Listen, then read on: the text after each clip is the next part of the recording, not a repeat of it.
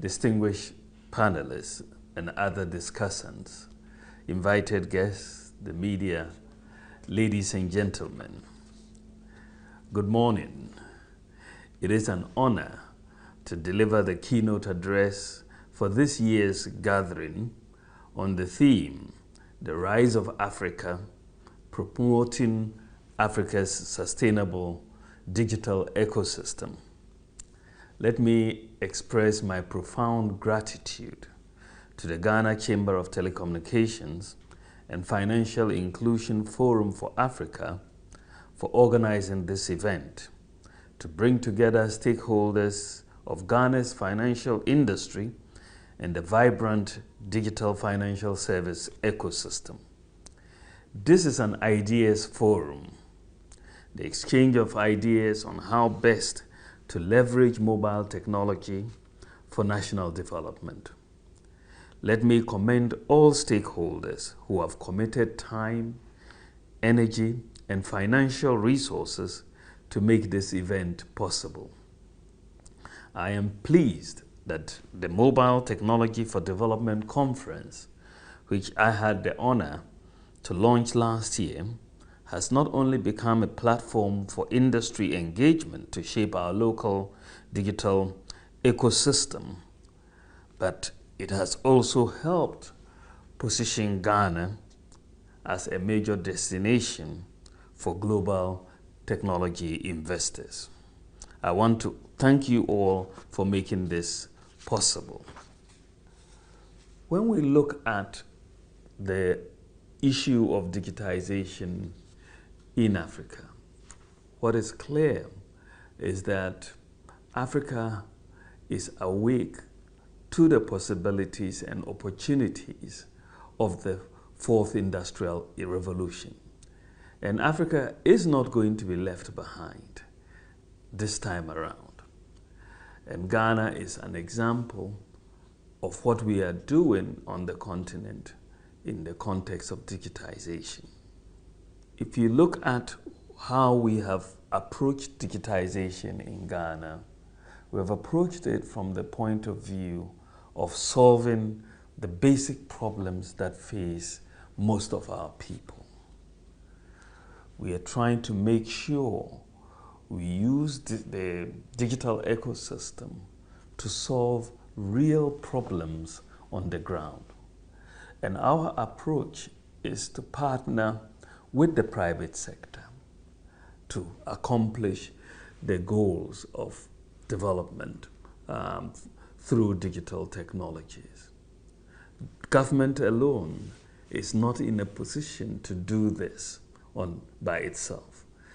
And therefore, the partnership with the private sector, whether you're talking about the fintechs or the telcos or the banks, becomes very critical in achieving the objectives of leveraging digital technology for economic development.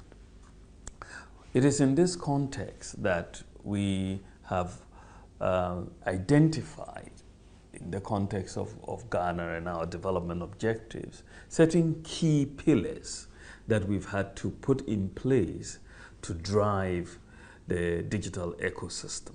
And as I said, we worked and we are working with the private sector in putting these pillars in place.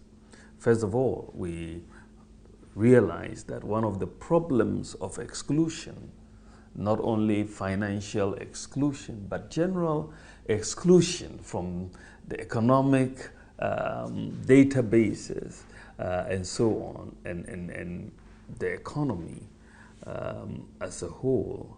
One of the major problems that we have faced is the problem of identity, just establishing the identity of individuals in the country. And this is why we moved, when we came into office, to issue national ID cards. And we have done so far about 15.5 million national ID cards. People have enrolled, 15.5 million people have enrolled. That is about half our population. and largely those that have enrolled are 15 years and older. And so for that age demographic, in terms of 15 plus, we have virtually completed the process of enrollment of people and with unique national ID numbers. But that alone is not sufficient. We realize that you have to make this relevant to the everyday activities of government and of individuals and of the private sector. And so whilst we have issued national ID cards, we have to make them practical. And in that context, we've had to integrate, or we are in the process of integrating the national ID cards with the different databases that government has. One of the first things we've done this year is to integrate the national ID card with the Ghana Revenue Authority database for taxpayers. And we took the decision that the national ID card number, which is the unique number, will replace the tax identification number for the GRA. When we came into office, the GRA had just 750,000 people who were registered, who had tax identification numbers. But from April 1st this year, we made the decision that the national ID number will also become the tax identification number for our people.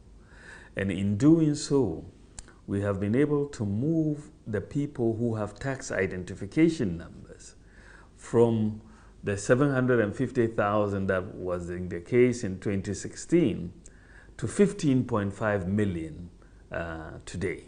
And so just using that digitization process, we have been able to expand the potential tax base of the economy. And so now we are going to be building on this. We've done the same for the Social Security and National Insurance Trust, the SNIT. And we have replaced the SNIT number with the national ID number, which again becomes a unique identifier for all pension contributors. And in so doing, we've increased the number of people who are registered for SNIT from about 3 million to about 15.5 million. And we've done the same thing for the National Health Insurance Scheme.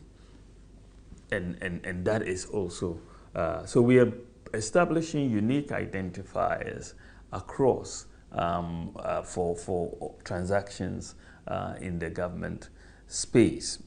Going forward, we're going to be linking the national ID with the criminal database to allow people to also be able to check criminal backgrounds on their mobile devices. If you're employing a driver or you're employing anybody, you may be able to yes, you should be able to check on the background without necessarily going to police headquarters and going through all of that. Now we will digitize the process, and once you have the national ID number, you should be able to get the background of that. Very soon, in the next few months, we hope, we are also going to link our SIM cards, all the mobile SIM cards that we have in the country, with unique national ID numbers.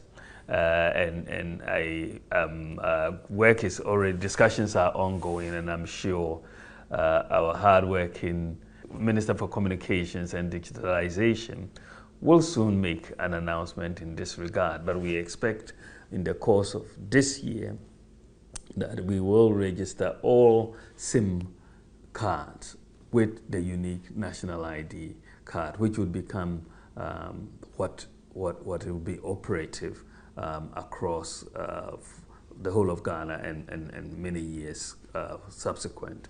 I think that becomes the unique identifier, and it becomes the same thing with bank accounts. I think we are in the discussion. We are in discussion with the banks right now, and the verification for bank accounts, establishing, opening, and continuing to operate bank accounts will be dependent on the national ID cards. We will have every bank customer uniquely identified with the national ID card, and that process will soon start, so that the verification of individuals as they come into banks will be very simple for that. We are also linking the national ID card with the database at the Controller and Accountant General's Department. This is where the government payroll is done. So you know that for many years we have been struggling with this problem of ghost workers on government payroll. Now this linkage should be complete in the next few months with the payroll, with the national ID card. And once that is completed, the problem of ghost workers on government payroll, which has bedeviled our public finance system for many years, will become history. That problem will no longer exist, because every government worker will have a unique set of fingerprints, and ghosts will not have any fingerprints. So this is a major point that we are looking at. Now, so we did the national ID card, and we are linking the national ID card to the major databases. And this is going to solve a lot of problems and make the acquisition of passports, driver's licenses, and so on. These are all going to be linked. Work is going on with the passport office, with the driver's and vehicle licensing authority, and so on. So we are creating an ecosystem within the space in terms of provision of government services that would really have a major impact on development, because once you have identity, then you have some integrity and some trust in the transactions that are undertaken, and therefore you will have more of such, and so on. Another major pillar that we have put in place is mobile money interoperability. Again, this was done with the cooperation and in concert with the private sector, the banks, the telcos in particular, with the central bank driving the whole initiative through GIPS, the Ghana Interbank Payment and Settlement Service. And we've had major cooperation in terms of mobile money interoperability, and the basically the interoperability between and the movement of funds between mobile wallets and bank accounts and the e-switch accounts that we have in Ghana. It has been a remarkable success, and it has helped in making Ghana the fastest growing mobile money market in Africa. And we expect more to happen. Last year, mobile money transactions were of the order of 570 billion Ghana cedis. That's about $100 billion. And that's really huge when you look at it and look at the growth that has taken place, since we implemented mobile money interoperability. And it is something that we are, basically leveraging on. Last couple of years, we've introduced the universal QR code, which is going to be rolled out, and essentially you have the fintechs, the telcos, the banks, all as key players in universal QR code. And again, Ghana is the first country in Africa to do the universal QR code, just as we are the first country in Africa to launch the mobile money interoperability, and in what we have done, and this is bringing a lot of progress, and we expect that there is going to be a lot more activity in the area of the QR code, which again, as I said, is being patronized by the telcos, the fintechs, and the banks, and it will all of this architecture that we have put in place in the payment system is going to move Ghana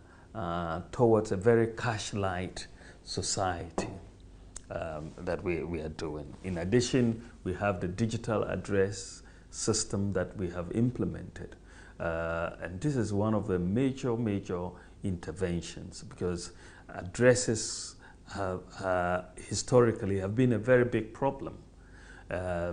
Finding the locations and addresses of various place properties and where people live and so on has been a major problem. And therefore, we implemented a digital address system complementing the existing street address and house number. So we have the Ghana Post GPS system, which is on the mobile app. And recently we have enhanced this with making sure that every street in Ghana is named and every house is named. So we have about 7.5 million properties, and we have begun the first phase of actually putting the plates, address plates, for each house and property. So we have one institution, which is the Land Use and Spatial Planning Authority, which is responsible for generating for any new house an address plate that will be put there for free for every house. But that means that when this project is completed, we will have a database with addresses for every property. So the number plate, the address plate will have the house number, the street address, the digital address, and also a QR code with some basic details of the property there on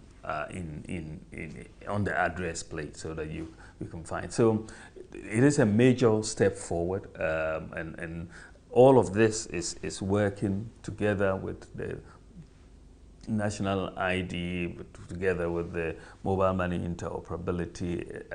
The address system complements all of this, and it's all working to make sure that in Ghana you will be able to do transactions. You know where the person lives, what their address is, and they can make payments, and it's all in the context of this whole digital ecosystem. And so we are very excited. We think that we've put in place these key pillars to enhance and leverage on mobile technology to deliver major services and for development to take place in the country. So there's a whole lot that we are hoping to accomplish in this context. I recall, ladies and gentlemen, that I had the pleasure to share some of the major strides that we made using technology to solve some of these problems. When you look at where we're going, however, as digital services expand, new partnerships will emerge, and so will new opportunities. But one major challenge confronting the financial industry today is the proliferation of fraudulent activities. This is a huge worry for government, service providers, and consumers, because the soundness of a good digital ecosystem must guarantee all users reliability, security, confidentiality, and completeness of all transactions. I'm therefore pleased to announce the launch of the Fraud Control Dashboard Initiative by the industry and in partnership with the Bank of Ghana and the Ghana Police. This platform will harmonize the individual fraud control mechanisms of mobile money operators to strengthen our national resolve in tackling and mitigating fraud on our networks. It will help in blocking SIM cards, mobile devices, and blacklist ID numbers that connect to any fraud or general crime-related cases in the country. On your part, I challenge you to continue working to find innovative digital solutions that will promote a sustainable society through providing universal access to financial services, healthcare, food, security, and education for our people. I'm confident in the ingenuity and determination of the Ghanaian people to find solutions to complex problems for our common good. I entreat you to use this conference as a platform to discuss industry-related issues that are critical to enhancing our digital ecosystem, promoting innovation, and protecting consumers. Through this event, I believe ideas will emerge. You will foster problem-solving partnerships and develop strategies to leapfrog some of our development problems in many areas of the economy. As I conclude, let me reiterate the importance of technology as a catalyst in our socioeconomic development and our commitment to ensuring that all the needed investment in our digital ecosystem is prioritized. On this note, I declare the second edition of the Mobile Technology for Development 2021 conference officially launched and opened. I wish the meeting fruitful deliberations. I look forward to learning about the recommendations from this event to grow our digital ecosystem and position our country as a leading innovation hub in the sub-region. Thank you, God bless you, and God bless our homeland Ghana. Thank you for your attention.